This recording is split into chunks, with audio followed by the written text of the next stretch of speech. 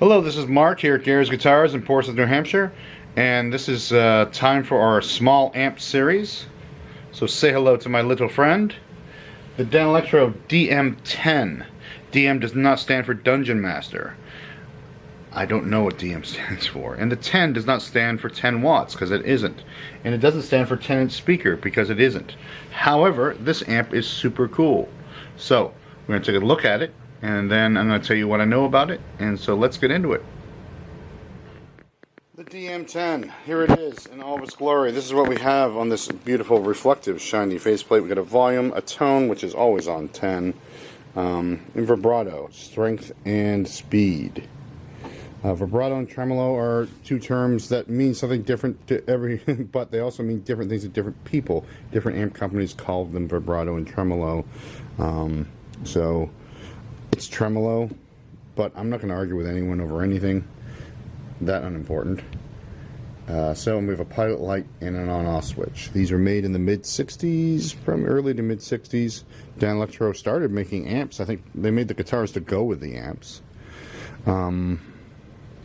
These were, if the stylings look familiar, the very well-known and popular Sears Silvertone small combo was also made by Danelectro. Sears had a bunch of different manufacturers for their Silvertone series, but Danelectro was one of them. So let's take a look under the hood. So we got a tiny power transformer, a comically small output transformer, 6X4, which is the rectifier. This is the multi-section capacitor, and the high voltage capacitor. Here is a 6V6 tube. This is your signal comes in and is processed with that. The first stage is a 12AX7, and then we have a 12AX7 here, which probably runs the tremolo. A little foot switch jack too, probably optional foot switch. Neptune City, New Jersey, isn't that beautiful? Like I said, DM10, it's not 10 watts, it might be 5 watts. We got a 6 V6 with a little 12X7 in front of it. The Champ has essentially the same tubes, and I think they call that 7 watts, but that's, you know, but with huge, comparatively huge transformers, and so in this circuit, let's call it a 5-watt amp. And the speaker's small, but it's a Jensen. It's all right. This one has a swapped over 3-prong and death cap removal. The all important stylings wise, we have a era appropriate handle that still works fine. You'll notice on the Silvertone version of this, there's also, you know, they were making these inexpensively. Particle board construction, you know, that is prone to warping over time, and stability is only held together when every screw is in place. You start removing screws or the back plates or something, and the whole thing just kind of goes a little crazy. So what about the sound of the amp? Some people commented on these videos, why don't you play these amps in the videos? And that's just because I think there's so many people playing amplifiers. You can just Google it or search for it on YouTube, and you'll find someone wanking through this amplifier. And I wanted these videos to be actual technical talks that people could understand. Not too technical, but not just too like, hey, my amp's cool, man, it does this. So I won't be playing through this today. I thought I might do a little amp showdown in the studio. I'm also a recording engineer, so it kind of breaks my heart to record an amplifier with a microphone on a phone. And so maybe we'll go into the studio and really do some A, B, C, D comparisons with little amps. But for now, you're just going to have to hear me talk about it. So, like I said, volume-wise, it doesn't get very loud. Compared to of course, everyone wants to compare this to a Champ, because it's got essentially the same tubes. Tonally, very different. Because of the mostly because of the output transformer, and you know, we'll see how, you know, what the voltage is on the circuit and the bias is on the tube, kind of thing, like how much oomph it can get. But this is not an oomphy amp.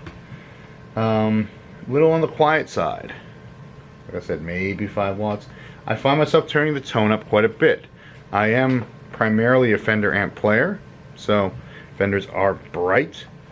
I do enjoy the darkness of this, that kind of bluesy dark sound, and but even with the tone all the way up, it just adds, it's kind of like almost like a passive tone thing. It's like the tone knob on your guitar. You can take brightness away from it, but you're not going to add any low end to it. So kind of full range all the way up stuff. The vibrato is superior. It's wonderful.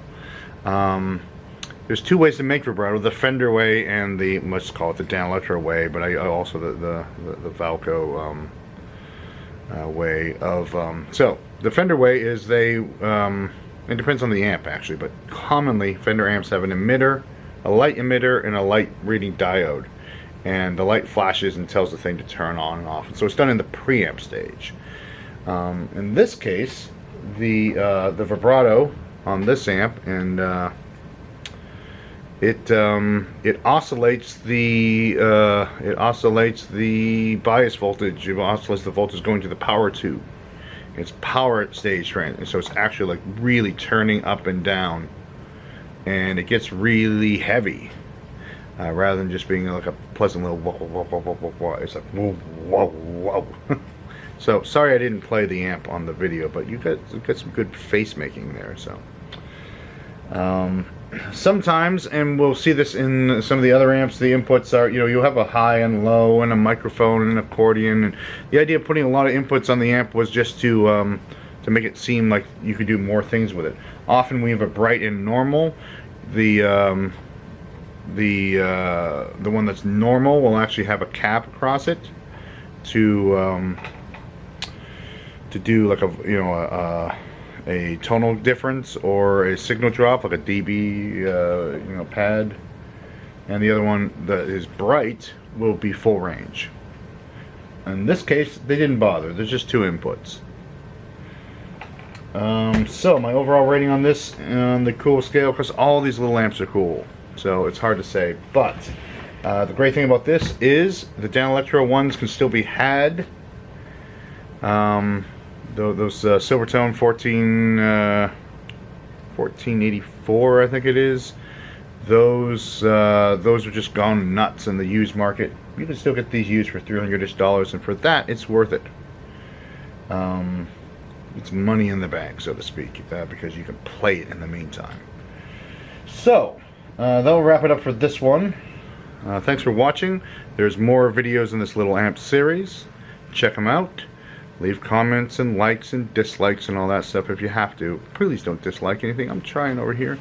And I'll be back with another review really soon. So soon that I may be wearing the same shirt. So, Gary's Guitars, Portsmouth, New Hampshire. Check out our YouTube, Instagram, that kind of stuff. And we'll talk to you soon.